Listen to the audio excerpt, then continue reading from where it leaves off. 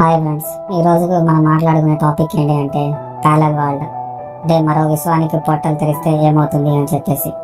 So ఇంకా late చేయకుండా video అనేది మొదలు పెడదాం. మీరు చూస్తున్నారు సిఎన్ ఫ్యాక్ట్ ఛానల్.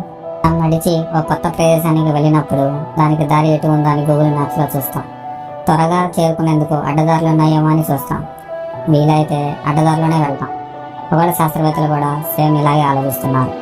మనం ఉన్న విశ్వం నుంచి మరో విశ్వానికి వెళ్లేందుకు అడ్డదారి కోసం వారు ఎదురు చూస్తున్నారు. అదే పోర్టల్. పూర్తి వివరాలు తెలుసుకున్నాం దీని గురించి ఏమిటో అనేది. మీరు 2016లో వచ్చిన హాలీవుడ్ సినిమా డాక్టర్ స్ట్రేంజ్ చూసే ఉంటే మీకు మరో విశ్వంలోకి వెళ్లే పోర్టల్ గురించి బాగా పరిచయం ఉంటుంది.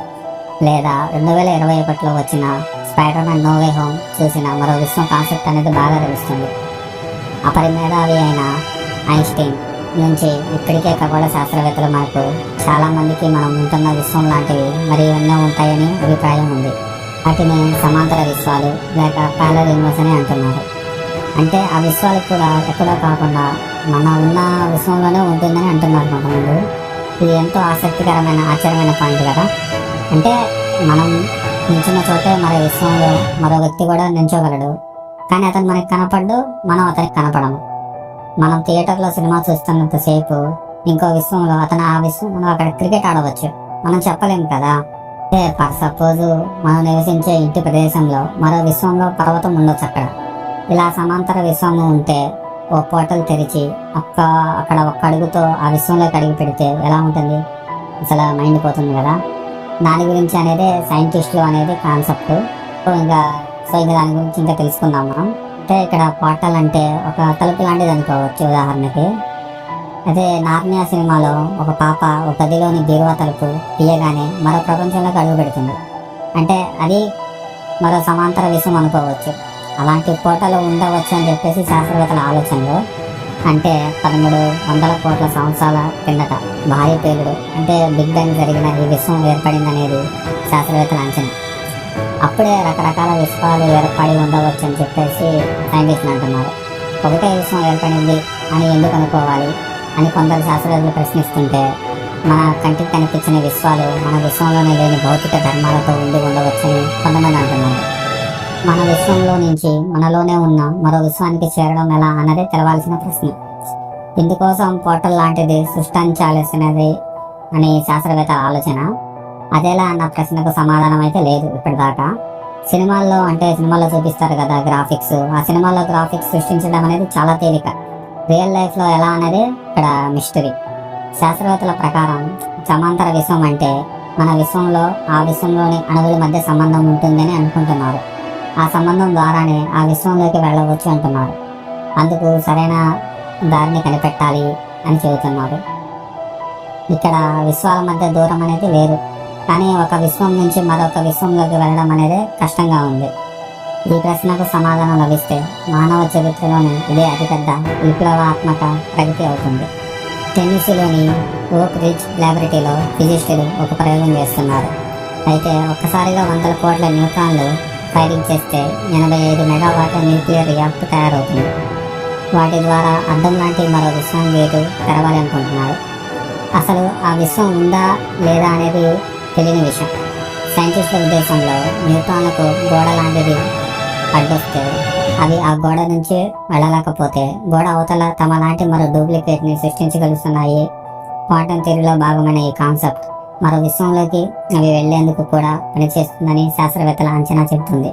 అంటే కాసేపు సమాంతర విశ్వం లేదని అనుకుందాం. దాని బదులు మన విశ్వం లాంటి ఇంకో విశ్వం అనేది ఇంకో చోటు ఉందని చెప్పేసి అనుకుందాం. అప్పుడు దాన్ని చేరుకోవడానికి స్పేస్ షిప్ లాంటిదో వాడితే అక్కడికి చేరుకునేందుకు కొన్ని కోట్ల సంవత్సరాలు పట్టవచ్చు. దాని బదులు అడ్డదారి లాంటి వామ్ హోల్లో వెళ్తే కొన్ని నిమిషాల్లోనే వెళ్ళగలం. సో ఆ వామ్ హోల్ను 2014లో వచ్చిన ఇంటర్స్టెల్లార్ సినిమాలో చూపించారు. అసలు ఇలాంటిది ఉందా అనేది కూడా మిస్టరీ. అయితే ఐన్స్టీన్ లాంటి వారు ఉండే ఛాన్స్ ఉంది అని అంటున్నారు. కాకపోతే అది సృష్టికరంగా ఉండవచ్చు అని చెప్పేసి అంటున్నారు. దాన్ని చూడాలంటే ల్యాబ్లోని మైక్రోస్కోప్ల వల్ల సాధ్యమవుతుంది అని చెప్పేసి అన్నారు. అది నిజంగానే ఉంటే ఒకవేళ అంత చిన్న వామ్ హోల్ని కొన్ని లక్షల రేట్లు పెద్దగా చేయాల్సి ఉంటుంది. అప్పుడు అందులో మనం దూరగలం, వెళ్ళగలం.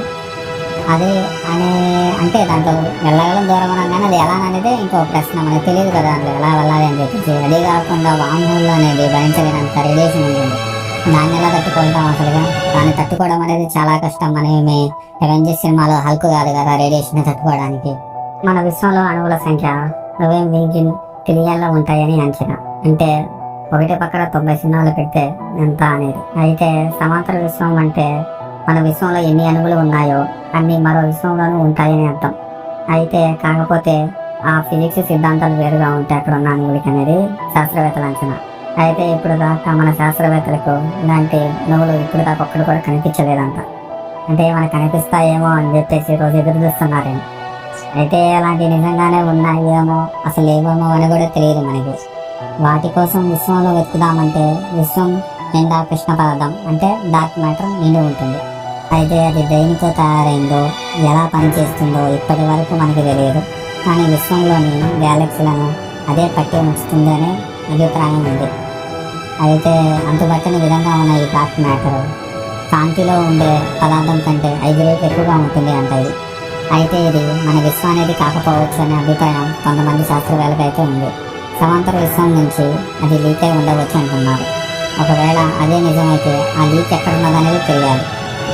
అప్పుడు ఆ లీక్ అనేది ఎక్కడుందో తెలిస్తే ఆ విశ్వంలోకి మనం వెళ్ళేటందుకు అక్కడ దారి ఉన్నట్లే. ఒకవేళ డార్క్ మ్యాటర్ సమాంతర విశ్వం నుంచి వచ్చి ఉంటే ఆ విశ్వం మన విశ్వం కంటే చాలా పెద్దదే ఉంటుంది అంటున్న మరికొందరు శాస్త్రవేత్తలు.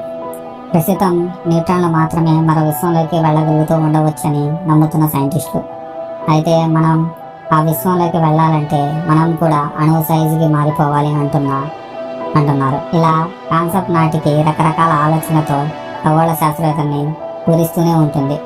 అది ఫ్రెండ్స్ ఈరోజు వీడియో అనేది. ఈ వీడియో కానీ మీకు నచ్చినట్టయితే సబ్స్క్రైబ్, షేర్ అండ్ లైక్.